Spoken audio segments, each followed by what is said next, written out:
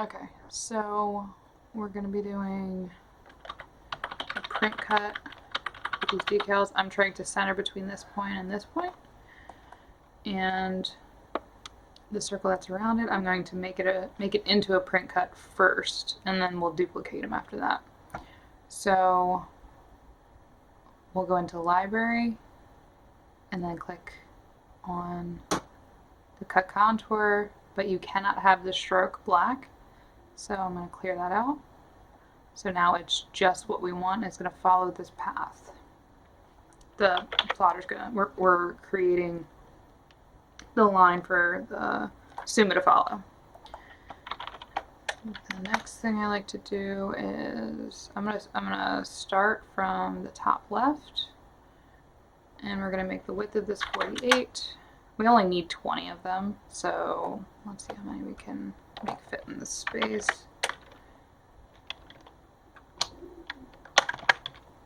So I'm holding Alt and Shift and dragging it to where I want it to be. That looks good. Letting go of the mouse first and then the keys.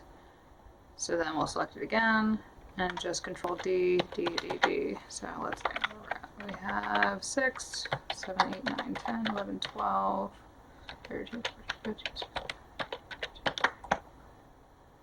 Okay, so let's just do 2 rows. So the reason I'm doing it like this is because I just need to fill the 48. And I'm going to do it like this. So we know we're well over the 20, so we'll just get rid of a few extras over here. And then go to Document Setup, Edit Artboards, and then you're going to pull this up like that. Oh, a little bit down.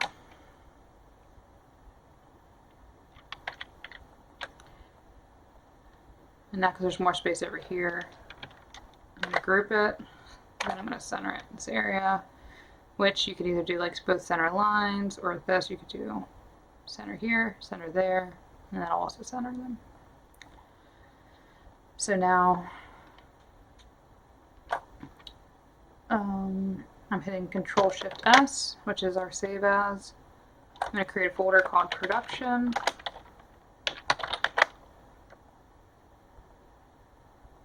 And then this is now going to be Mallard, Hard Hat, Precut, PDF, Save. Okay, so now we're going to load that onto the RIP. It looks like we're also using removable vinyl for this one. So we'll select the correct printer. So also notice that if we load something for the Canon, it doesn't, it would show up here, but you cannot see the other file we loaded earlier because it's on the 560, if that makes sense. So we're selecting the 560, we're going to hit Open. We're going to set it up for print cut. Make sure this is always set back to default. Like always make sure that you're looking at the quick sets, because that's what's going to make it so that if it's not set to default, it's going to do whatever these say, and a lot of times you're not going to want hems on like a regular print. So just make sure it's set back to default if you don't want it to do anything different like print cut, or because the print cut will create registration marks, which you don't need for any other cut unless it's going on the plotter. So, but for now we do need the print cut, so I'm going to select it. So we're going to go back. Here's the Mallard job, production. We're going to grab this one and open it.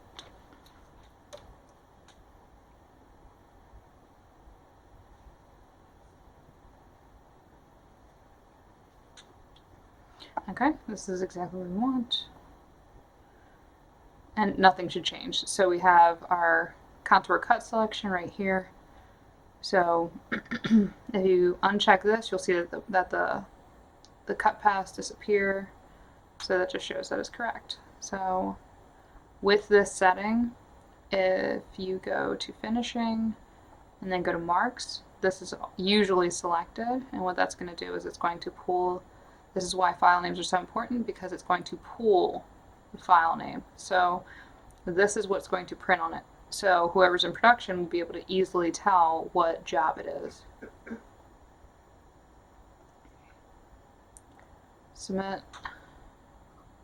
So one thing I didn't do before this is set this to removable. I do need it to be removable, but see how it says calendared? So see how this one is green because it says calendared and the printer says calendared.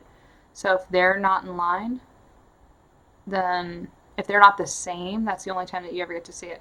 So if I change this to removable, you'll see that this one will become green because the media has to match what is on the printer for it to print. So I'm not going to wake it up. I don't need to wake it up. So let's grab and switch this to removable. But if you load something into the printer and it's not, or if you load something into ONYX and it's not the right media, you have an opportunity to change it. The only thing you have to pay attention to is make sure that the print mode is the same. Because if that's different, it's still not going to print together. So this is now ripping because the media matches. I'm going to go into, I can just double click into this. So double click your left button on your mouse.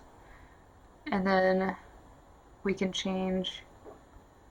So we do want it to be self-adhesive. So these are the options in here: paper, self-adhesive, PVC. Those are the 3 we usually use. And then these are all of our typical options. We're going to switch it over to be removable like this. And then I always kind of just move this window out of the way and double check to make sure all these numbers. So this number sometimes is 10 passes. I only do 10 passes if we need it to be an even more crisp print. So, but most of the time 6 passes more than enough. So this is the right setting for the mode. So that's all good. So hit OK. And then that will make it so that this print cut file and that print cut file are going to print together. So see, there it is right there. So they'll print back to back, and they'll actually be able to be plotted together. If you're concerned about how long this is, you can always look down here, and this is where it tells you how long the print actually is. So that's that, and we would hit print right now, and it would go ahead and print on the 560.